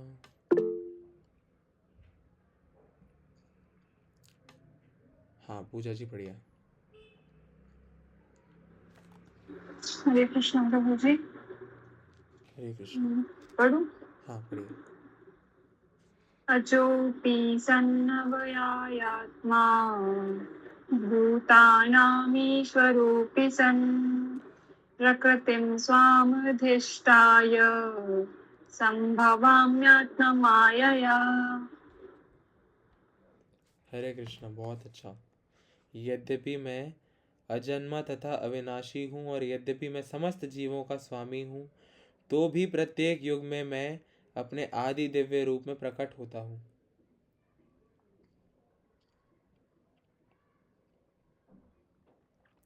भगवान ने अपने जन्म की विलक्षणता बताई है। यद्यपि वे सामान्य पुरुष की भांति प्रकट हो सकते हैं, किंतु उन्हें विगत अनेकानेक जन्मों की पूर्ण स्मृति बनी रहती है, जबकि सामान्य मनुष्य को कुछ ही घंटे पूर्व की घटना स्मरण नहीं रहती। जैसे मैं पूछूं कि पूजा माता जी आपने वेडनेसडे को क्या खाया था, तो आप बोलोगे अरे प्रभु जी क्या पूछ लिया। Wait, let me open my Snapchat. अगर सेव किया हो कोई स्नैप तो आई टेल यू, है ना। ये तो चलो बहुत वेडनेसडे की बात हो गई। हम ये भूल जाते हैं कि हमने सुबह क्या किया था, दिन में क्या किया था। अच्छा, कई लोग तो दिन में सोते हैं, शाम को भूल जाते हैं कौन सा दिन चल रहा है, ये नया दिन तो नहीं आ गया। तो हम बहुत बहुत इत्तू से हैं अपन, बहुत छोटू हैं अपन इस दुनिया में, है ना। तो घमंड किसी बात का नहीं होना चाहिए कि हमें कुछ आ गया, कुछ सीख गए, 4 श्लोक पढ़ लिए और हम कुछ महान हो गए। नहीं, इस ऐसा मैं इसलिए कह रहा हूँ, इस बात पे इसलिए जोर दे रहा हूँ क्योंकि भक्ति में जो ईगो आ जाता है ना कि हम बहुत बड़े भक्त बन गए, ऐसा कभी मत सोचना। जिस दिन ऐसा सोचोगे उस दिन भक्ति खत्म हो जाएगी। हमेशा दास प्रवृत्ति के साथ भक्ति करो, है ना। भगवान के भक्तों के भी दास बने रहो। And if when you will read the nectar of devotion book, I think that is the book, उसमें यू विल नो कि एक भक्त की क्या क्वालिटीज़ होती है। तो एक भक्त की क्वालिटी होती है, हमने शायद भगवत गीता में पढ़ा है कि एक भक्त हमेशा अपने आप को सबसे छोटा भक्त मानता है, बाकी सबको बड़ा भक्त मानता है। ये तो एक्चुअल क्वालिटी है, इट इज़ नॉट इमिटेशन। जो वाकई में भक्त होते हैं वो ऐसा मानते हैं। और हम तो अभी भक्त बनने की कोशिश कर रहे हैं। अभी हम कोशिश कर रहे हैं भक्त बनने की, जानने की भगवान को, है ना, चैंटिंग करके, भगवत गीता पढ़ के। भगवान ने अपने जन्म की विलक्षणता बताई है ना। यदि कोई पूछे कि एक दिन पूर्व इसी समय तुम क्या कर रहे थे, तो सामान्य व्यक्ति के लिए इसका तत्काल उत्तर दे पाना कठिन होगा। उसे इसको स्मरण करने के लिए अपनी बुद्धि को कुरेदना पड़ेगा कि वह कल इसी समय क्या कर रहा था। फिर भी लोग प्राय अपने को ईश्वर या कृष्ण घोषित करते रहते हैं। मनुष्य को ऐसी निर्थक घोषणाओं से भ्रमित नहीं होना चाहिए। अब भगवान दोबारा अपनी प्रकृति या स्वरूप की व्याख्या करते हैं। प्रकृति का अर्थ स्वभाव तथा स्वरूप दोनों है ना। प्रकृति के 2 अर्थ बताएं, स्वभाव नेचर मतलब स्वभाव, और स्वरूप मतलब फॉर्म। भगवान कहते हैं कि वे अपने ही शरीर में प्रकट होते हैं। वे सामान्य जीव की भांति शरीर परिवर्तन नहीं करते। इस जन्म में बद्ध जीव का एक प्रकार का शरीर हो सकता है, किंतु अगले जन्म में दूसरा शरीर रहता है। भौतिक जगत में जीव का कोई स्थायी शरीर नहीं है, अपितु वह एक शरीर से दूसरे में देहांतरण करता रहता है। किंतु भगवान ऐसा नहीं करते। जब भी वे प्रकट होते हैं तो अपने अतरंगा शक्ति से वे अपने उसी आद्य शरीर में प्रकट होते हैं। दूसरे शब्दों में श्री कृष्ण इस जगत में अपने आदि शाश्वत स्वरूप में 2 भुजाओं में बांसुरी धारण किए अवतरित होते हैं। वे इस भौतिक जगत में निष्कुलचित रहकर अपने शाश्वत शरीर सहित तुषार प्रभु जी, पूजक माता जी, अभिरूप प्रभु जी, मोना माता जी, अनु प्रभु जी, अनु माता जी, अंजलि माता जी, अम्मू माता जी, ट्विंकल माता जी। दूसरे शब्दों में श्री कृष्ण इस जगत में अपने आदि शाश्वत स्वरूप में 2 भुजाओं में बांसुरी धारण किए अवतरित होते हैं। वे इस भौतिक जगत से निष्कुलचित रहकर अपने शाश्वत शरीर सहित प्रकट होते हैं। यद्यपि वे अपने उसी दिव्य शरीर में प्रकट होते हैं और ब्रह्मांड के स्वामी होते हैं, तो भी ऐसा लगता है कि वे सामान्य जीव की भांति प्रकट हो रहे हैं। यद्यपि उनका शरीर भौतिक शरीर की भांति क्षीण नहीं होता, फिर भी ऐसा प्रतीत होता है कि भगवान कृष्ण बालपन से कुमार अवस्था तथा कुमार अवस्था से तरुण अवस्था प्राप्त करते हैं। किंतु आश्चर्य तो यह है कि वे कभी युवा अवस्था से आगे नहीं बढ़ते। देखो कितनी वंडरफुल बात है कि हमारा शरीर कैसा है ना, हम भी बाल अवस्था से किशोरावस्था, कुमार अवस्था, है ना, तरुण अवस्था, मतलब यूथ के बाद ओल्ड एज को भी हम फेस करते हैं। लेकिन भगवान यंग होने के बाद फिर बूढ़े नहीं होते अपने भौतिक शरीर में भी, भौतिक शरीर क्या बोल रहा हूँ मैं, बहुत क्या बोल रहा हूँ, मतलब मानव रूप में जन्म लेकर के ही भगवान कभी वृद्ध आयु में नहीं जाते, वो वृद्ध अवस्था में नहीं जाते, वो तरुण अवस्था में ही रहते हैं। हाँ, कुरुक्षेत्र युद्ध के समय उनके अनेक पौत्र थे, या दूसरे शब्दों में भौतिक गणना के अनुसार काफी वृद्ध थे। अच्छा, देखते हैं।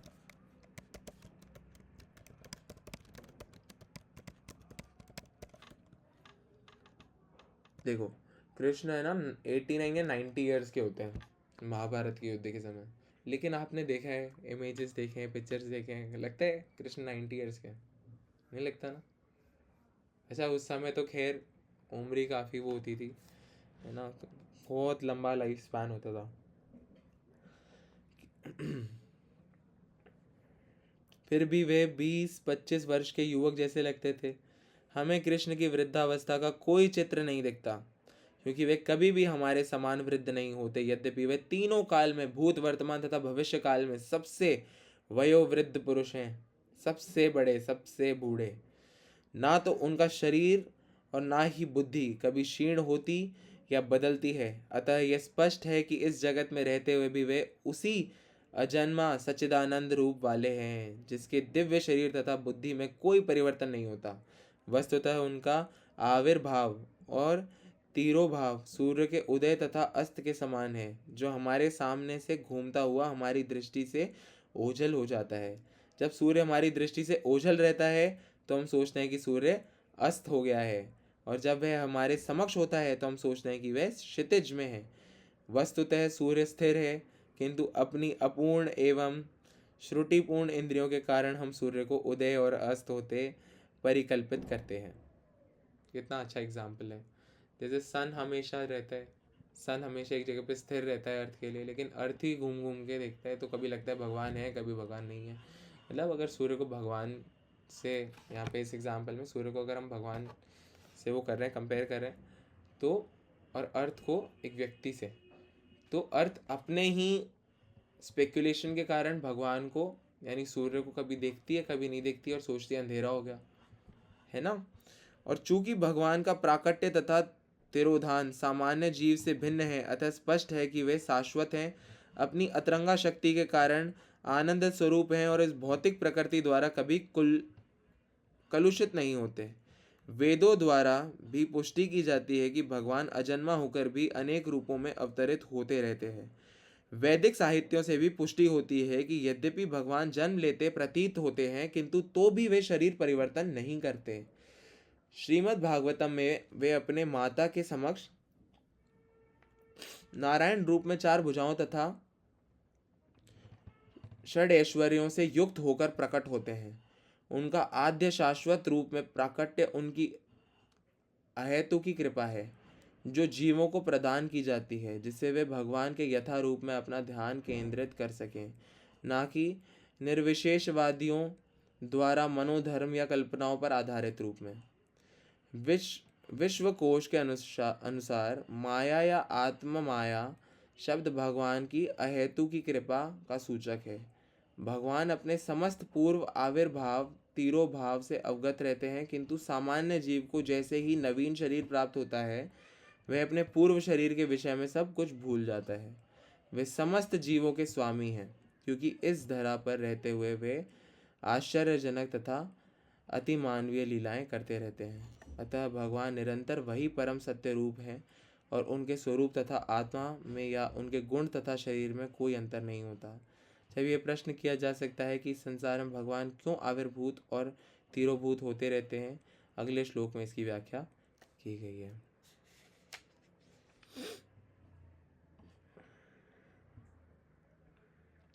तो भगवान यहाँ पर ये बताते हैं कि देखिए, कोई सोच सकता है कि भगवान यहाँ पर आते हैं, है ना, एक शरीर लेते हैं, तो क्या उनका भी शरीर बदलता है, नेक्स्ट बार आते हैं दूसरे शरीर में आते हैं? नहीं, भगवान अपने शाश्वत रूप में ही आते हैं, हमेशा हमेशा उसी स्वरूप में आते हैं, और कभी वृद्धावस्था में हम उनको नहीं देखते। तो इससे समझ आता है कि भगवान भगवान है, भगवान में और हम में बहुत डिफरेंस है ना। अच्छा, नेक्स्ट श्लोक बहुत इंपॉर्टेंट है, आप सभी का सुना हुआ है ना। मोना जी ने ऑलरेडी थम्स अप कर दिया, इसका मतलब मोना जी बहुत अटेंटिवली बैठी हैं यहाँ पे, और साथ में उनके एक बुक भी है क्या मोना जी? आपने भी भगवत गीता खोल रखी है?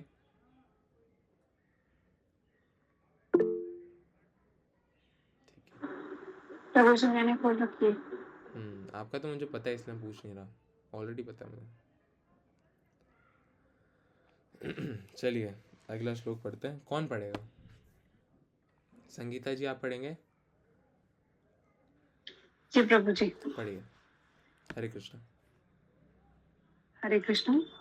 यदा यदा हि धर्मस्य ग्लानिर्भवति भारत अभ्युत्थानं धर्मस्य तदात्मानं सृजाम्यहम्।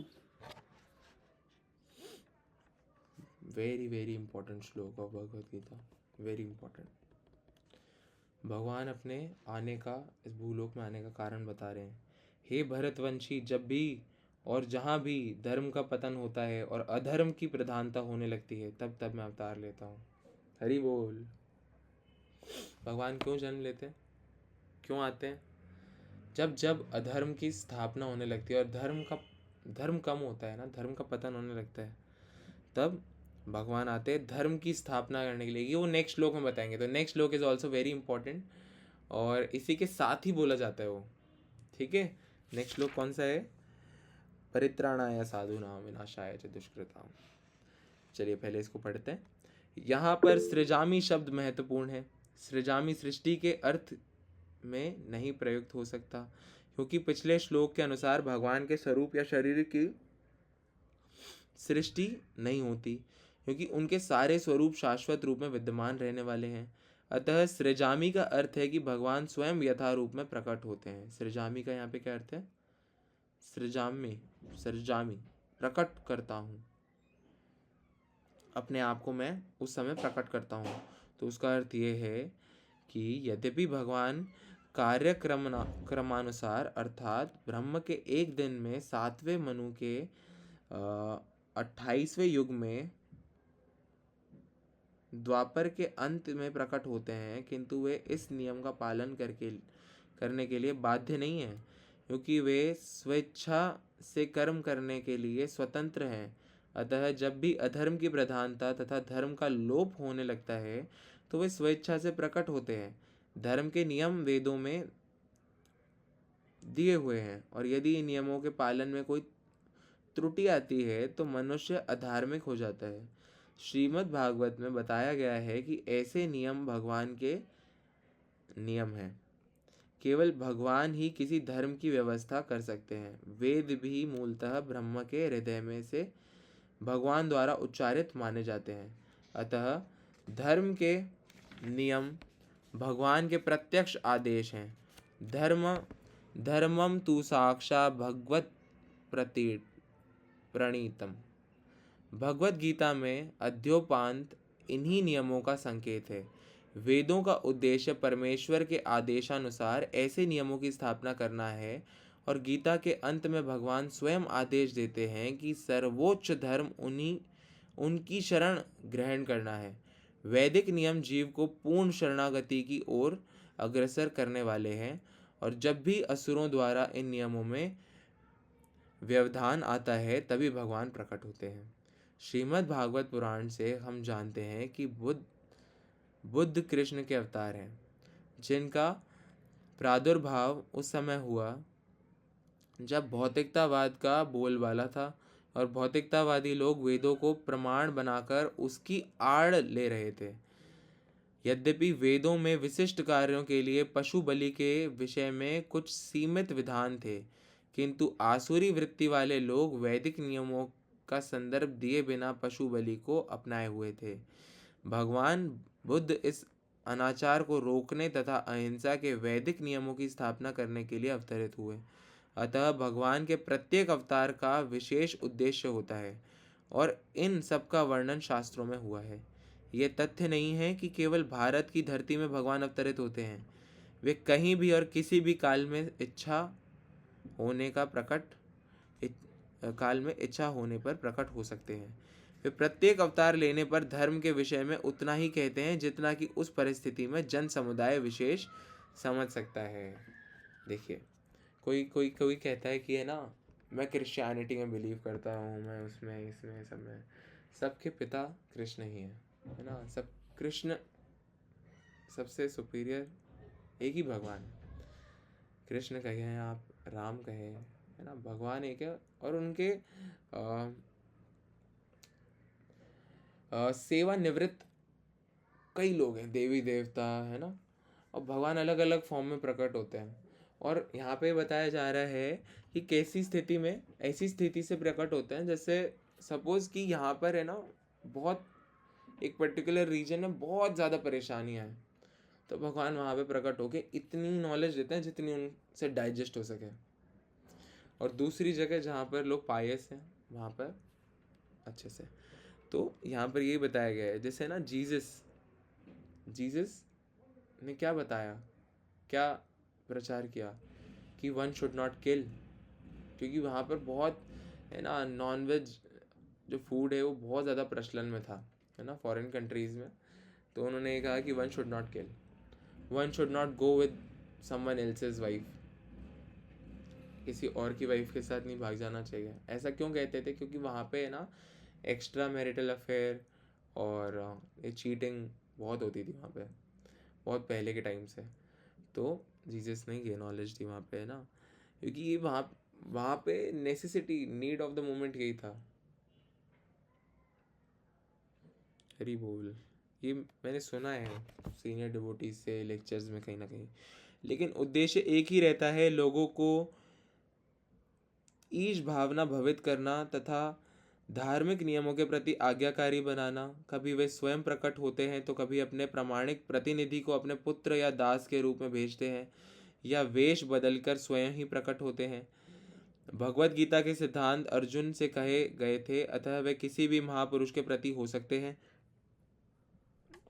क्योंकि अर्जुन संसार के अन्य भागों के सामान्य पुरुषों की अपेक्षा अधिक जागरूक था। 2 और 2 मिलाकर 4 होते हैं, ये गणितीय नियम प्राथमिक कक्षा के विद्यार्थी के लिए उतना ही सत्य है जितना कि उच्च कक्षा के विद्यार्थी के लिए। तो भी गणित उच्च स्तर तथा निम्न स्तर का होता है। अतः भगवान प्रत्येक अवतार में एक जैसे सिद्धांतों की शिक्षा देते हैं जो परिस्थितियों के अनुसार उच्च या निम्न प्रतीत होते हैं। जैसे कि आगे बताया जाएगा, धर्म के उच्च सिद्धांत चारों वर्णाश्रम को स्वीकार करने से प्रारंभ होते हैं। अवतारों का एकमात्र उद्देश्य सर्वत्र कृष्ण भावनामृत को उद्बोधित करना है।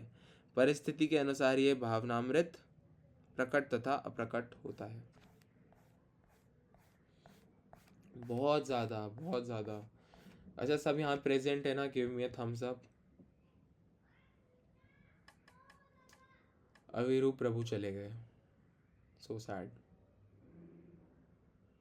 है यहीं पर। तो देखिए क्या होता है ना कि मजाक करता हूँ मैं, वैसे तो मुझे सही में नहीं दिखता है थम्स अप, इसलिए कहता हूँ।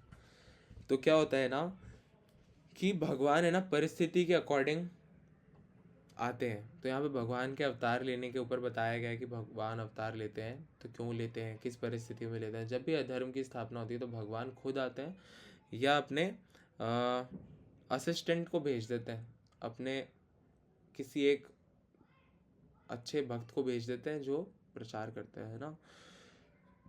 इनमें कौन कौन आ जाते हैं? जितने भी गुरुगण हैं, महापुरुष, है ना, जो भगवत प्रचार करते हैं। पर नेक्स्ट श्लोक की तरफ बढ़ते हैं अब। बहुत इंपॉर्टेंट श्लोक।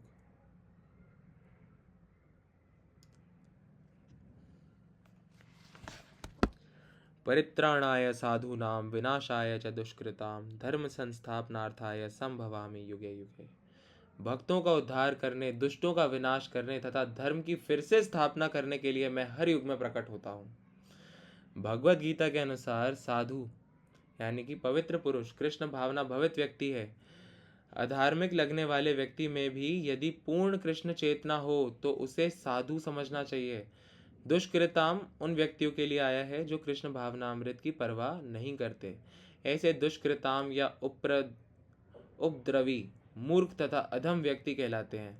भले ही वे सांसारिक शिक्षा से विभूषित क्यों न हो, इसके विपरीत यदि कोई 100% कृष्ण भावनामृत में लगा रहता है तो वह विद्वान या सुसंस्कृत न भी हो तो भी वह साधु माना जाता है।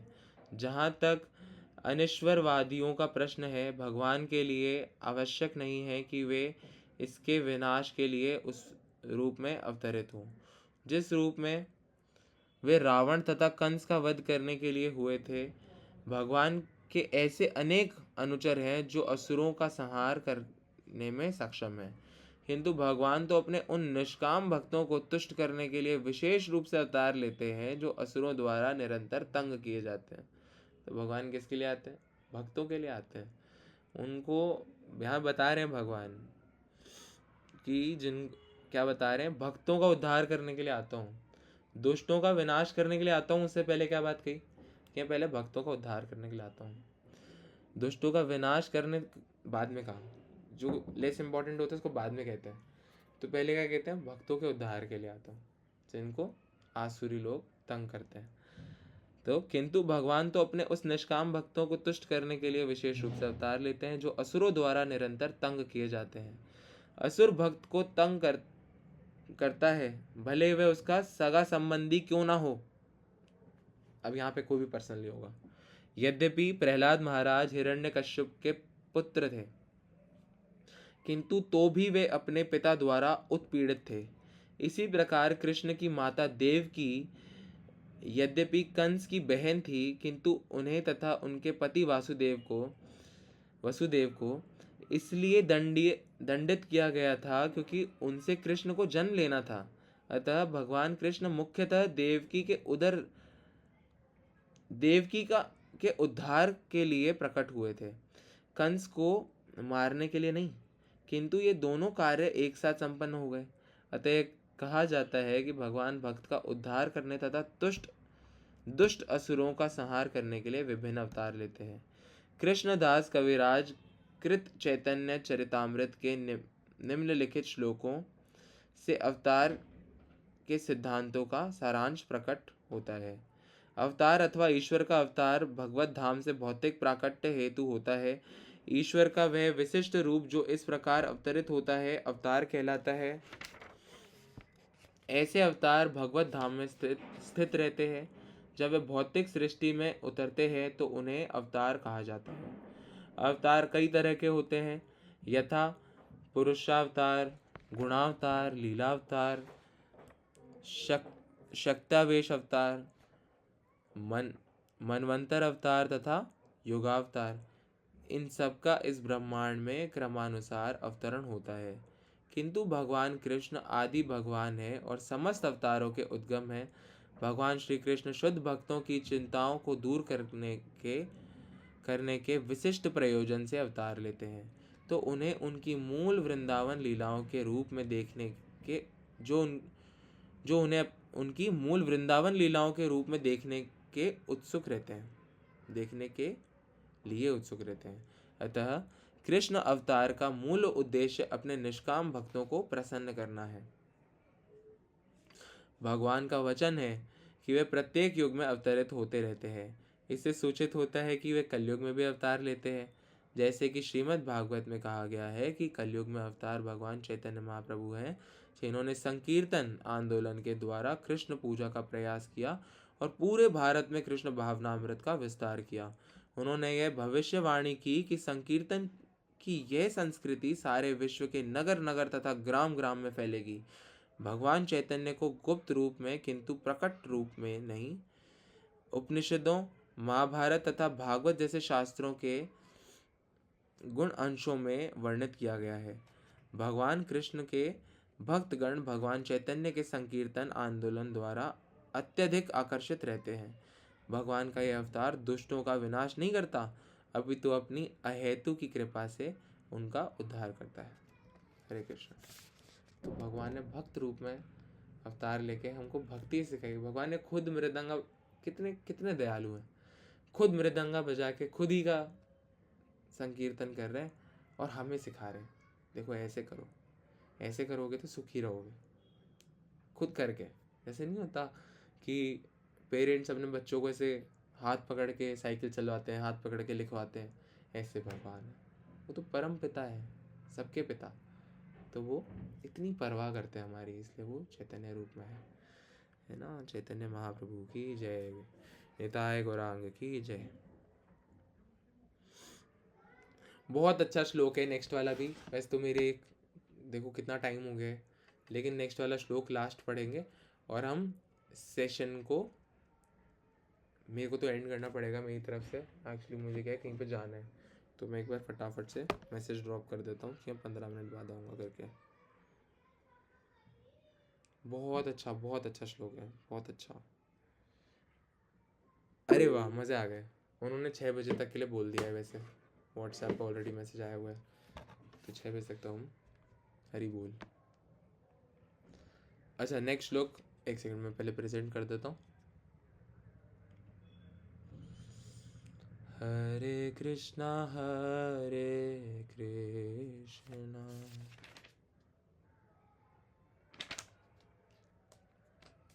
कृष्णा कृष्ण, अच्छा मैंने ऑलरेडी प्रेजेंट कर दिया था।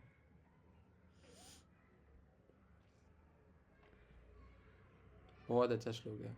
संगीता जी आप पढ़िए। जन्म कर्म च मे देवं यो वेति तत्त्वता त्यक्त्वा देहं पुनर्जन्मं नयति मामेति सोऽर्जुनम्। हे अर्जुन, जो मेरे आविर्भाव तथा कर्मों की दिव्य प्रकृति को जानता है, वह इस शरीर को छोड़ने पर इस भौतिक संसार में पुनः जन्म नहीं लेता, अभी तू मेरे सनातन धाम को प्राप्त हो जाता है। हरि बोल। छठे श्लोक में भगवान के दिव्य धाम से उनके अवतरण की व्याख्या हो चुकी है। जो मनुष्य भगवान के आविर्भाव को सत्य को समझ लेता है, वह इस भव बंधन से मुक्त हो जाता है और इस शरीर को छोड़ते ही वह तुरंत भगवान के धाम को लौट जाता है। भव बंधन से जीव की ऐसी मुक्ति सरल नहीं है। निर्विशेषवादी तथा योगी जन पर्याप्त कष्ट तथा अनेकानेक जन्मों के बाद ही मुक्ति प्राप्त कर पाते हैं। इतने पर भी उन्हें जो मुक्ति भगवान की निराकार ब्रह्म ज्योति में तादात्म्य प्राप्त करने के रूप में मिलती है, वह आंशिक होती है और इस भौतिक संसार में लौट आने का भय बना रहता है। किंतु भगवान के शरीर की दिव्य प्रकृति तथा उनके कार्यकलापों को समझने मात्र से भक्त इस शरीर का अंत होने पर भगवत धाम को प्राप्त करता है और उसे संसार में लौट आने का भय नहीं रह जाता। ब्रह्म संहिता में यह बताया गया है कि भगवान के अनेक रूप तथा अवतार हैं। अद्वैतम अच्युतम नादि मनंत रूपम। यद्यपि भगवान के अनेक दिव्य रूप हैं, किंतु फिर भी वे अद्वैत भगवान है। इस तथ्य को विश्वास पूर्वक समझना चाहिए। यद्यपि ये संसारी विद्वानों तथा ज्ञानियों के लिए अगम्य है, जैसे कि वेदों में कहा गया है, एको देवो नित्य लीलानुरक्तो भक्त व्यापी हृदयंतरात्मा। एक भगवान अपने निष्काम भक्तों के साथ अनेकानेक दिव्य रूपों में सदैव संबंधित हैं। इस वेद वचन की स्वयं भगवान ने गीता के इस श्लोक में पुष्टि की है। जो इस सत्य को वेद तथा भगवान के प्रमाण के आधार पर स्वीकार करता है और शुष्क चिंतन में समय नहीं गंवाता, वह मुक्ति की चरम सिद्धि प्राप्त करता है। इस सत्य को श्रद्धा पूर्वक स्वीकार करने से मनुष्य निश्चित रूप से मुक्ति लाभ कर सकता है। इस प्रसंग में वैदिक वाक्य तत्वमसि लागू होता है। जो कोई भगवान कृष्ण को परम ब्रह्म करके जानता है या उनसे यह कहता है कि आप वही परम ब्रह्म श्री भगवान हैं, वह निश्चित रूप से अविलंब मुक्त हो जाता है। फलस्वरूप उसे भगवान की दिव्य संगति की प्राप्ति निश्चित हो जाती है। दूसरे शब्दों में, ऐसा श्रद्धालु भगवत सिद्धि प्राप्त करता है। इसकी पुष्टि निम्नलिखित वेद वचन से होती है। तमेव विदित्वाति मृत्युमेति न्यायः पंथा विद्यते यनाय। श्री भगवान को जान लेने से ही मनुष्य जन्म तथा मृत्यु से मुक्ति की पूर्ण अवस्था प्राप्त कर सकता है। इस सिद्धि को प्राप्त करने का कोई अन्य विकल्प नहीं है। इसका कोई विकल्प नहीं है। का अर्थ है कि जो कृष्ण को श्री भगवान के रूप में नहीं मानता वह अवश्य ही तमोगुणी है। और तमोगुण क्या होता है ना, इग्नोरेंस, इसका मतलब होता है लैक ऑफ नॉलेज। तो यहाँ पे ये कहना सही है ना कि जो भगवान को नहीं जानता, श्री कृष्ण को श्री भगवान के रूप में नहीं मानता, वह अवश्य क्या है, अज्ञानी है। और मधुपात्र को केवल बाहर से चाट कर या भगवत गीता की विद्वतापूर्ण संसारी विवेचना करके मोक्ष प्राप्त नहीं कर सकता।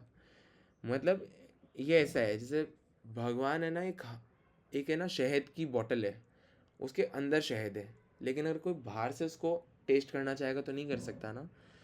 तो वैसे यहाँ पे एग्जाम्पल दिया है। ऐसे सूक्ष्म दार्शनिक भौतिक जगत में महत्वपूर्ण भूमिका निभाने वाले हो सकते हैं, किंतु वे मुक्ति के अधिकारी नहीं होते। ऐसे अभिमानी संसारी विद्वानों को भगवत गीता भगवत भक्त की अहेतु की कृपा की प्रतीक्षा करनी पड़ती है। ऐसे व्यक्ति को एक डिवोटी की एसोसिएशन से भगवान की कृपा मिल सकती है, एक भक्त की कृपा से। अतः मनुष्य को चाहिए कि श्रद्धा तथा ज्ञान के साथ कृष्ण भावनामृत का अनुशीलन करें और सिद्धि प्राप्त करने का यही उपाय है। ठीक है, यहाँ पे भगवान क्या बताते हैं ना अर्जुन को कि जो मेरे स्वरूप को जान लेता है ना, वो कभी इस दुनिया में जान नहीं लेता। लेकिन ये जानना ही बहुत मुश्किल है, भगवान को जानना बहुत मुश्किल है, और सेम टाइम पे बहुत सिंपल भी है। जो व्यक्ति दुनिया भर में बहुत ज़्यादा मोहग्रसित होता है ना, बहुत ज़्यादा आसक्त होता है, वो भगवान के स्वरूप को कभी एक्सेप्ट नहीं करता। वो अपने एक फॉल्स ईगो में बना रहता है कि मैंने ये कर लिया, मैंने वो कर लिया। लेकिन दैट पर्सन डजंट नो कि we are all eternally dependent on Krishna. अगर हम इस भौतिक जगत में किसी और पर भी डिपेंडेंट हो जाए, भगवान से मुंह मोड़ के किसी और पर आश्रित हो जाए, तब भी हम भगवान पर ही आश्रित होते हैं। भगवान की दी हुई हवा, भगवान का दिया हुआ पानी, भगवान का दिया हुआ शरीर, भगवान की दी हुई आत्मा, भगवान का दिया हुआ जगत, हम क्या है? हम कुछ नहीं है इस दुनिया में। बहुत बहुत दयनीय स्थिति है इस दुनिया में, लेकिन एक भक्त इस दुनिया में आनंदमय होकर जीता है और इस शरीर को छोड़ के भगवत धाम को प्राप्त करता है। आज के लिए इतना ही। आपका दिन शुभ हो। अब हम अपना वो डिस्कस करते हैं ना, थोड़ा डिस्कशन करते हैं और 4.10 से नेक्स्ट सेशन में यानी कि नेक्स्ट संडे कंटिन्यू करेंगे। हरे कृष्णा पूजा जी। हरे कृष्णा प्रभु जी। प्रभु जी, एक तो क्वेश्चन था कि अर्जुन जी को ही क्यों चूज किया? युधिष्ठिर जी भी तो भक्ति थे और वो भी बहुत शांत से काम थे, फिर भगवान ने अर्जुन जी को ही क्यों चूज किया? देखो यहाँ पे ना, अगर हम भगवत गीता में देखें तो हमें पता चलता है कि अर्जुन जो है ना, वो भगवान के ऐसे भक्त हैं कि वो कभी भी कोई भी प्रॉब्लम आती है ना, तो वो कृष्ण को याद करते हैं हमेशा। तो ये क्वालिफिकेशन है, मतलब भक्त होने की क्वालिफिकेशन होती है। प्रभु जी, इसमें मैं कुछ बोलूं? हाँ निश्चिता बोलिए। वो जो इस्कॉन गुरुग्राम वाले प्रभु जी आए थे, उन्होंने शायद, या अनादि प्रभु, इन दोनों में किसी ने तो एक्सप्लेन किया था कि अर्जुन जो है वो कृष्ण जी के बहुत ही बड़े भक्त थे। जब वो सोते थे तब भी उनका वो महामंत्र चलता रहता था और वो हमेशा कृष्ण जी के बारे में सोचते रहते थे। हरि बोल। तो इसीलिए उन्होंने चूज किया था शायद ये उनको ये नॉलेज अनादि प्रभु ने ये जी अनादि प्रभु जी ने कहा था, ये याद आया और ये मुझे। शायद प्रभुपाद जी के लिए कहा था, आई थिंक, मुझे इतना ही याद है। नहीं प्रभु जी, परफेक्ट भक्त के लिए कहा था कि भक्त की जब चरम सीमा होती है तब वो ऐसे नींद में भी राम भगवान का नाम लेता है। और मेरे को ये भी याद है कि पूजा जी ने कहा था कि प्रभु हमारी ऐसी स्थिति कब होगी जब हम नींद में भी ऐसा करें। हाँ। देखिए प्रभु जी को हंसना आ रहा है मेरे सवाल पे। उस दिन तो बड़ी ताली बजा रहे थे प्रभु जी। नहीं, मैं हंस नहीं रहा हूँ माता जी, मैं तो ऐसे खुश हो रहा हूँ कि आप इतना क्वेश्चन पूछते हो ना। ये देखो, हमने देखा भक्त की एक क्वालिफिकेशन और होती है, बहुत क्वेश्चन पूछते हैं, है ना। तो क्वेश्चन पूछना प्रभु जी बहुत एक अच्छा और है। क्वेश्चन है, अभी पहले वो आप बता दीजिए उसका। आपने थोड़ा ईगो के बारे में बताया ना अभी थोड़ी देर पहले कि ईगो होता है कि हाँ मैं भक्त हूँ ये हूँ, तो सेल्फ मोटिवेटेड रहने में और ईगो में थोड़ा ही डिफरेंस है मुझे लगता है, तो क्या है थोड़ा बताएंगे। मतलब मोटिवेटेड रहने में भी कभी कभी हम बोल देते हैं ना कि हाँ मैं तो ये करती हूँ और हमें लगता है कि हाँ इससे मैं नहीं शायद नहीं, मोटिवेटेड हूँ, और कभी कभी ईगो आ जाए तो उसमें कैसे, मतलब समझ आ रहा है। मोटिवेटेड रहना, मतलब मोटिवेटेड रहना और मेरी ख्याल से तो इसमें बहुत डिफरेंस है। मतलब ऐसे थिन लाइन डिफरेंस नहीं है, काफ़ी डिफरेंस है। जैसे इसको एक एग्जांपल से ही समझते हैं ना, कि हम मोटिवेटेड रहने के लिए कभी ऐसा थोड़ी कहेंगे कि मैं ऐसा हूँ, हम उसके लिए करेंगे। मोटिवेशन कैसे मिलता है कि हम अपने लेवल पे कुछ चेंजेस करें, सो दैट हमारा स्केड्यूल ऐसा हो कि हम सुबह टाइमली उठें, चैंटिंग करें, दिस इज़ मोटिवेशन। और जो ईगो होता है वो वाणी से और ऐसे नज़र आता है कि मतलब प्रभु जी अगर हम ऐसे किसी को बता रहे हैं कि हाँ मेरा ये गोल है कि 1 साल में पूरा ब्रह्म मुहूर्त में उठूंगी, माला करूंगी, ये करूंगी, तो वो भी ईगो है क्या? अगर हम मतलब किसी को अगर हमें बता रहे हैं हमारा शेड्यूल है, ये गोल है, तो वो ईगो में यहाँ पे ना, आएगा कि यहाँ नहीं? पे ये बहुत मैटर करता है कि हमारे क्या इंटेंशन है बोलते हुए ये बात। अगर देखो, हम तो क्योंकि हमारे चार चार इम्परफेक्शंस होती है ना अपनी, तो एक इम्परफेक्ट सेंसेस के कारण, हाँ बिल्कुल, इंटेंशन नहीं रहे, इंटेंशन की स्पेलिंग ये थोड़ी होती है। प्रभु जी ऑटो करेक्ट, मैं जल्दी जल्दी में लिखी, तब तक आप बोल ही दिए। तो क्या आई एम तक लिखी, फिर जो है मैं लिख दी। तो क्या होता है कि हाँ, जैसे अगर हम किसी को कह रहे हैं कि मैं ऐसा ऐसा करूँगा, इतनी माला करूँगा, लेकिन बोलने के पीछे हमारा मन ऐसा है कि वो व्यक्ति हमारी प्रशंसा करे, अरे वाह तुम तो बड़े भक्त हो भाई, धन्य हो तुम, महान हो तुम, जियो हज़ारों साल। अगर ये सुनने के लिए कर रहे हैं तब तो भाई हमारा अपना पर्सनल कुछ है, रीज़न है ना। लेकिन वाकई में हम अगर कुछ और इंटेंशन से कह रहे हैं, इसका मतलब वाकई हम चाहते हैं कि हम ऐसा करें, उसके लिए हम कह रहे हैं कि भाई इसको बोल देता हूँ। अरे देखो, दूसरा केस ही हो सकता है, इसको बोल देता हूँ, नहीं करूँगा तो यही मुझे झाड़ेगा, डांटेगा कि अभी कल परसों तो क्या बात कर रहा था, और आज देखो एक माला नहीं हो रही। तो उससे हमें मोटिवेशन मिल जाए, तो अलग अलग चीज़ें हो सकती है ना। ये सब कुछ हमें पता होता है। और जब आप जब करोगे ना, जब आप चैंटिंग करोगे, तब ऐसे 4K में सारी गलतियाँ नज़र आएगी अपनी, कि मैं ऐसे बोल देता हूँ, मैं ऐसे कर देता हूँ, मैं मन में ये सोच लेता हूँ, तो कितना पापी हूँ। ऐसे ये एक्सपीरियंसेस होते हैं चैंटिंग करने के। तो जब आप चैंटिंग करोगे ना, तो आपको ये एक्सपीरियंसेस होंगे। मेरे को ऐसा स्टैट से पता चला है, मतलब मोस्टली जो डिवोटीज़ है सब यही कहते हैं, है ना। हालांकि मैंने पढ़ा हुआ तो देखा नहीं है कहीं पे, कहीं लिखा हुआ नहीं देखा, लेकिन ये मेरा भी एक्सपीरियंस है। अगर आप चैंटिंग करोगे ना, तो आपको लगेगा कि मैं कितना बुरा हूँ, क्या क्या दिमाग में आ रहा है ना। ये मैं ऐसे सोच लेता हूँ, मैं ऐसे जजमेंटल हूँ काफ़ी, इस तरह से आ सकती है चीज़ें। अनु जी, हरे कृष्णा, बताइए। हरे कृष्ण प्रभु जी। तो फिर जब हम चैंटिंग करते हैं, जैसे आपने कहा कि ज्यादातर यही सब आता है दिमाग में, तो फिर ध्यान कैसे लगेगा चैंटिंग में? वो जो कि लगता ही नहीं है, कई कई बार तो पूरी माला हो जाती है बिना ध्यान के ही। तो ध्यान लगाने के लिए हमें क्या चाहिए ना, कि हम पूरी अटेंशन से कंसंट्रेट करें भगवान के नाम पे। जैसे आप बोलते हैं ना, हरे कृष्णा कृष्ण कृष्ण हरे हरे, हरे राम राम राम हरे हरे। तो आप सुनिए बहुत ध्यान से, भूल जाइए कि यहाँ पे कोई बैठा है, वहाँ पे कोई बैठा है, या कुछ चल रहा है। बस नाम पे इतना कंसंट्रेट करो। और ये कंसंट्रेशन बार बार टूटता है, बार बार टूटेगा, लेकिन दोबारा अपने आप को इतना अटेंटिव रखो, जैसे ही टूटे ना अपना कंसंट्रेशन, दोबारा भगवान के नाम पे। तो ये हमें हैबिट बनानी है धीरे धीरे, कि जैसे ही हमारा अटेंशन टूटने लगे, तब हम दोबारा से अपना अटेंशन भगवान के नाम पे डाल दें।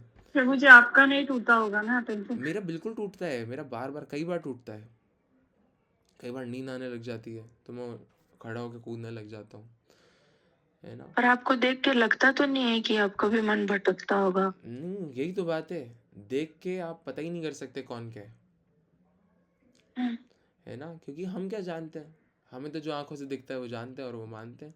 इसलिए ये भी कहा जाता है ना कि कभी अपनी धारणाएं नहीं लगानी चाहिए, है ना। आप कभी किसी व्यक्ति को देखे ना कि वो, देखिए, धारणाएं अच्छी हो बुरी हो नहीं लगानी चाहिए कभी भी। हम किसी की भक्ति को कैलकुलेट नहीं कर सकते। क्या पता कि कोई आप में से कोई हो जो बहुत बड़ा भक्त हो और यहाँ पे बैठा है और कह मैं रहा हूँ, यहाँ पे बोलने वाला मैं हूँ यहाँ पे, और हमें किसी और से सुनना चाहिए, ऐसा भी कोई बैठा हो सकता है ना। तो यू नेवर नो कि कौन कैसा भक्त है, because of our imperfect senses, हमारे जो ऐसी इंद्रियां हैं जिनसे हम पता ही नहीं कर सकते कुछ, ना तो हम सब कुछ टेस्ट कर सकते हैं, ना सब कुछ सुन सकते हैं, ना देख सकते हैं। तो फिर हमें क्या लगता है, जो लगता है उससे हमारे मेंटल स्पेकुलेशन से, अपनी धारणाओं से हम कुछ ना कुछ मान लेते हैं और एक कंक्लूजन पे आ जाते हैं। लेकिन ऐसा ऐसा होता नहीं है ना। प्रभु जी, धारणा और भाव में क्या फर्क है? जो धारणा क्या है और भाव, कभी कोई बोलता है ना कि भाव है ये मेरा, तो उसमें दोनों में क्या फर्क है? धारणा होता है कि, है ना, मतलब देखो बताता हूँ, मैं एक एग्जांपल से समझाता हूँ ऐसे, बट एक शब्द में तो नहीं मैं समझ में आ रहा। लेकिन जैसे मान लो मैंने आज तक भिंडी की सब्जी नहीं खाई, मान लो खाई है मैंने, लेकिन मान लेते हैं मैंने नहीं खाई, और मैं बचपन से देखता आ रहा हूँ कि भिंडी की सब्जी को देख रहा हूँ मैं, और मन ही मन सोच रहा हूँ कि ये मीठी होती होगी बचपन से। हाँ, अजम्पशन, हाँ परफेक्ट, एक शब्द में यही है कि, अब इस एग्जाम्पल को एक बार कंटिन्यू करते हैं कि, है ना, बचपन से मैं भिंडी की सब्जी देखता आ रहा हूँ, लोगों को खाता हुआ देखता आ रहा हूँ, लेकिन मैंने खुद कभी खाई नहीं। कितना गंदा एग्जाम्पल है, लेकिन ठीक है। तो मैंने कभी खुद नहीं खाई, लेकिन मैं सोच रहा हूँ मन ही मन कि ये मीठी होती होगी, ये तो मीठी होती है, ये तो मीठी होती है। और उस चीज़ को सोच के मैंने इतना कॉन्क्रीट कर लिया अपने दिमाग में कि अब मैं यही सोचता हूँ कि ये मीठी ही है, बिना खाए। ये होती है धारणा। और फिर एक दिन खाऊं तो ये क्या खिला दिया, तो ऐसा। और क्या होता है ना, भाव ये होते हैं कि मेरे को भिंडी दिख रही है और मेरे मन में आ रहा है मैं इसको काट के बनाऊं, ये भाव होता है कि मैं ऐसा करूं कुछ। ठीक है, तो भिंडी से हमें समझ में आ गया दोनों बातें। Perfect example. माता जी, ये तो बहुत ही बुरा एग्जाम्पल था।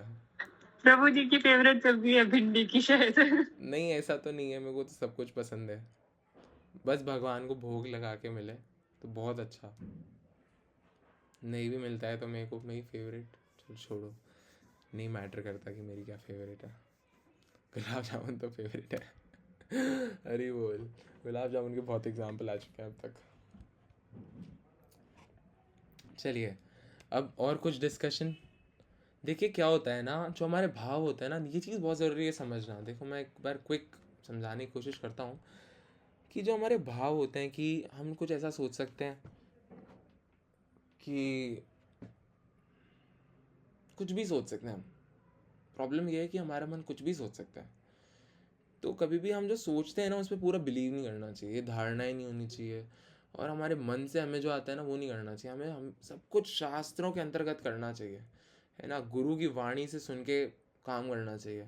जैसे आपको कभी भी लगे ना, जैसे कई सारे लोग होते हैं, जैसे मैं आपको स्टार्टिंग में एग्जांपल बता रहा था कि कई लोगों का मन में ऐसा आता है कि मंदिर बिना नहा के चले जाते हैं, और भगवान, तो मन साफ होना चाहिए, हम भक्त हैं भगवान के, बिना नहाए भी जाएंगे तो भगवान हमें एक्सेप्ट करेंगे। हालांकि बात तो सही है, बात बात में कोई दिक्कत नहीं है, लेकिन मंदिर बिना नहाए जाना अच्छा नहीं है। भगवान तो असुर को भी प्रोवाइड करते हैं सब कुछ। आप सोचो, एक असुर है, उसको भी तो खिला पिला रहे हैं ना। कितने असुर घूम रहे हैं दुनिया में, लेकिन सब खा पी के पुष्ट हैं, खाते हैं पीते हैं सोते हैं, सब भगवान प्रोवाइड कर रहे हैं। क्यों कर रहे हैं? क्योंकि वो भगवान के बच्चे हैं, अभी उनके अच्छे कर्मों का वो चल रहा है, तब तक है। चलिए एंड करें सेशन फिर अब। हरे कृष्णा।